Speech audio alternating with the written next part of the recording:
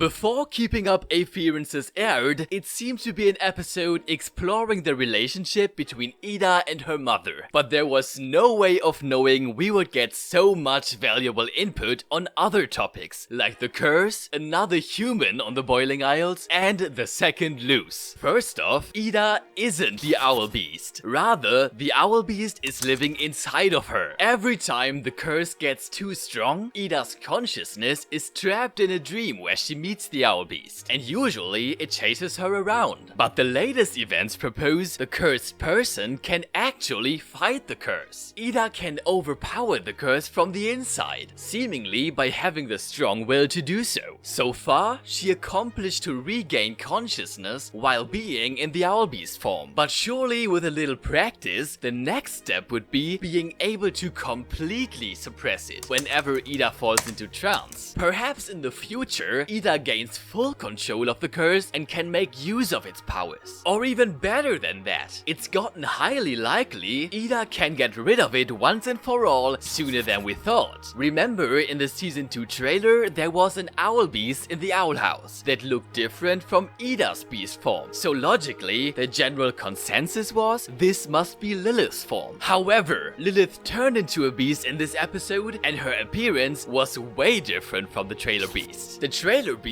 is in fact the curse's base form. It's the beast that is living inside of Ida. Adding 2 and 2 together, it seems in season 2, Ida manages to expel the curse from her body. To a certain degree, as said before, she has the ability to fend off the beast by sheer willpower. Maybe a spell is needed in addition to extract the curse. As soon as the extraction is completed and the base form owl beast has become its own being outside of Ida should be cured. But let's not be rash. The curse could be terribly powerful. Too powerful for Luz and Ida, 2 mid-level glyph witches to take it on. So at the end of the day, they may be forced to reseal the beast in Ida for the time being, just until they find a way to effectively defeat it. While that's something set to happen in a later episode. Next week's episode, Through the Looking Glass Ruins, will feature Amity and Luz exploring a certain library section in search of what the first human that lived in Boatsparrow left behind. Who was that person? Why did they vanish and what did they leave behind? Gwendolyn kept referring to the human character as a he, meaning that the human was a male character. And if by chance a certain emperor just popped into your mind, then we're thinking the same thing. Belos may have come from the human realm to the Boiling Isles. But Gwendolyn said the human vanished. Belos is still here. And besides, how is he still alive after all these years? When you say someone vanished, you don't necessarily mean they died. You just don't know what happened to them since no one has seen them in a while. In Belos' case, the person never actually disappeared. The human he once was may have turned himself or was turned into an inhuman being. The season 2 trailer was heavily teasing that Belos is definitely not human in the current time, and that he can also transform into a monster. If a former human turns into a beast, unbeknownst to everyone else, the human basically vanished. Or in the same sense, if he simply took on the new personality and appearance of the Emperor and began hiding behind a mask, the former human would have vanished too. Assuming Belos was the human, the most important question is whether it was his own will to leave humanity behind. If it was his own decision, what motivated him to take this step? Did he discover ancient secrets that made him come up with a grand scheme? Was he influenced by the Titan? Or maybe he didn't want to become a monster, but was cursed, and this whole plan is partly about revenge and partly about turning back into a human. The stuff he left behind in the library could potentially answer some of these questions. Perhaps Luz and Amity find the same writings that push Belos down the road he's walking. Or maybe they'll find information on Titan blood. The way Gwendolyn described Titan blood as a weird substance makes it seem as if it's a mysterious fluid produced by the island. Coincidentally, the Boiling Isles are the Titan skeleton, so that the Titan blood is likely real Titan blood. Well, Belos happens to be in possession of quite the steady supply of Titan blood. The machinery in the throne room appears to be a device veins, drawing blood from the Titan's heart. I wonder what would happen if someone took a decent amount of blood and injected it into their own body. I doubt they'd immediately turn into a Titan, but surely their body would somehow change. This is another explanation for Belos' beast form, and thus for why human Belos disappeared. In addition, the Titan blood probably accounts for his poor health condition, because carrying such a powerful substance must put an enormous strain on Belos' human body. Still, the question remains, why would he inject the Titan blood? If he's planning to revive the Titan, perhaps he's aiming at providing a vessel to the Titan's soul. If you want to know more about the plan to revive the Titan, check out the latest theory video discussing the Titans and the King of Demons' shared past. Even if no one's injecting themselves with Titan blood, the substance is sufficiently mysterious all on its own. Sometimes it creates a connection between the Boiling Isles and the human realm, so that objects or animals from the Boiling Isles end up on Earth, and vice versa. Gwendolyn described it as a leak, based on her choice of words. Imaginably, the Boiling Isles and the human realm aren't next to or on top of each other, but in the same place, just in different realms, like a different plane of reality, so that each and every spot on the Boiling Isles corresponds to a specific spot on Earth, which is also why the portal door always leads to the very same abandoned house on Earth. Looking at it that way, when a drop of Titan blood touches something, sometimes a hole opens at that exact spot, and whatever is in that spot slips into the other realm. The two realms could be two sides of the same coin, where everything has an equivalent on the other side. We could rephrase it as a law of nature. When something leaks through, the equivalent also switches realms, and it's a given that the leaks work both ways. Now, setting this rule as a basic premise, it could be possible that since Luz went to the Isles, her Boiling Isles equivalent ended up on Earth and is now spending time with Luz's mother. It's obvious that the person who's watching TV with Camilla is the one who's been sending letters to her, but we still don't know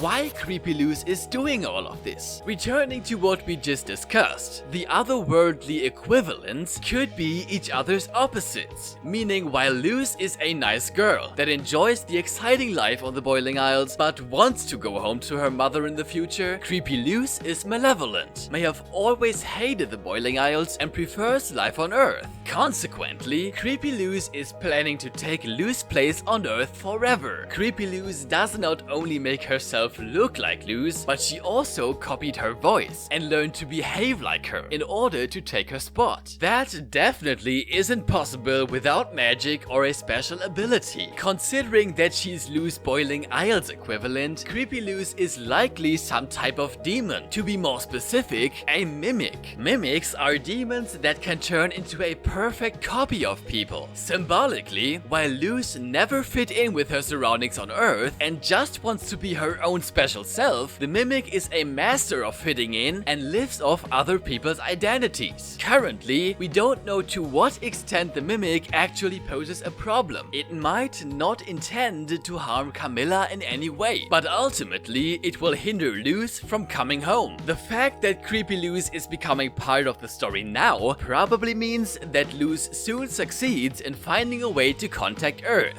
Make sure to be subscribed to FrogTunes by then so you won't miss any of the Owl House theories. See you next time.